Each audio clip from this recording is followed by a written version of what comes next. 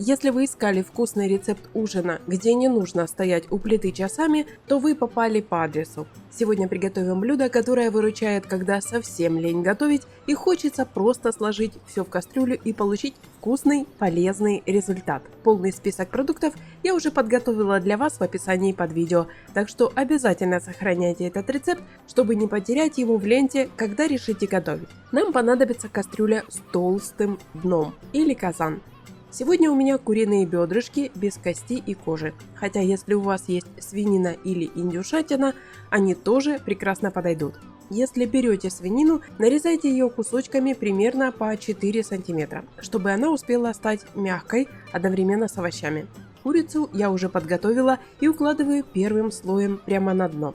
Сверху насыпаю четверть чайной ложки соли и добавляю специи для мяса без соли. Моя кастрюля объемом 2 литра, поэтому одной небольшой луковицы будет вполне достаточно. Нарезаю ее мелким кубиком, высыпаю прямо на мясо. Спасибо за теплые слова в комментариях, мне очень приятно. Дальше беру 2 небольших помидора, удаляю плодоножку и нарезаю их покрупнее. Если у вас сезонные грунтовые овощи, будет еще вкуснее. На помидоры выкладываю 2 средние картофелины, тоже нарезанные крупным кубиком, и выкладываю сверху.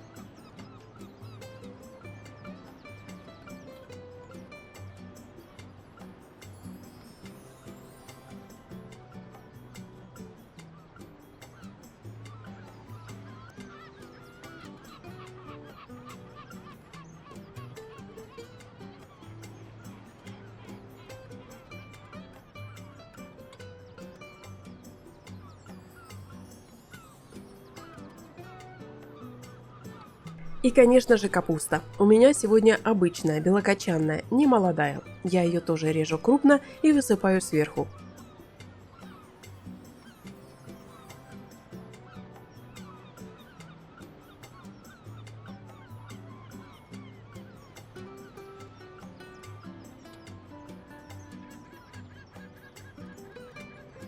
Кастрюля уже заполнена почти под самый край. Заглядывайте в описание под видео, там есть еще ссылки на другие вкусные рецепты. Еще раз немного присаливаю овощи сверху. Добавляю несколько зубчиков чеснока, нарезанных ножом. И мой личный фаворит – это хлопья сладкой паприки. Они добавляют цвет и легкий пряный вкус нашей подливе. Здесь могут быть другие ваши любимые специи. Завершаем сборку свежей зеленью. Укроп и петрушка подходят сюда идеально. Нарезаю их помельче и посыпаю наш овощной замок сверху. Ставим кастрюлю на огонь, но, внимание, огонь должен быть самый минимальный. Накрываем плотно крышкой и оставляем на 1 час. Нам нужно, чтобы внутри создался эффект бани, чтобы пар циркулировал и пропитывал каждый слой. За это время овощи осядут и пустят сок.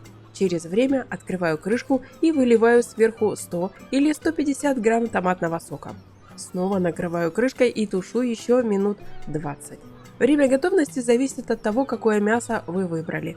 Если у вас курица, как у меня, то она за это время уже точно готова. А вот телятине или свинине может понадобиться чуть больше времени. Да и картофель бывает разных сортов. Один разваривается быстро, а другому нужно подождать. Я обычно просто аккуратно поддеваю кусочек картошки вилкой и проверяю ее на мягкость прямо в кастрюле. Кстати, что вам ближе в такой овощной смеси? Больше картофеля для сытности или побольше разных овощей для легкости? Напишите, готовили ли вы такое блюдо и какие специи обычно используете.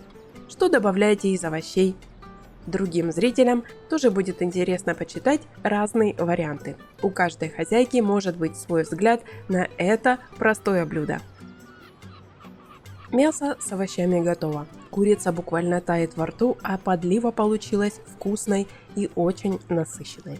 Это идеальный легкий рецепт на обед или на ужин, который не требует от вас никаких усилий. Особенно удобно готовить такое на даче.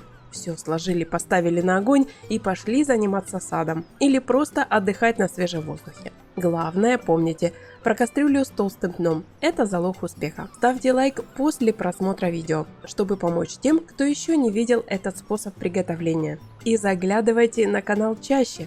Здесь всегда найдется что-то простое для вашего стола. Приятного аппетита!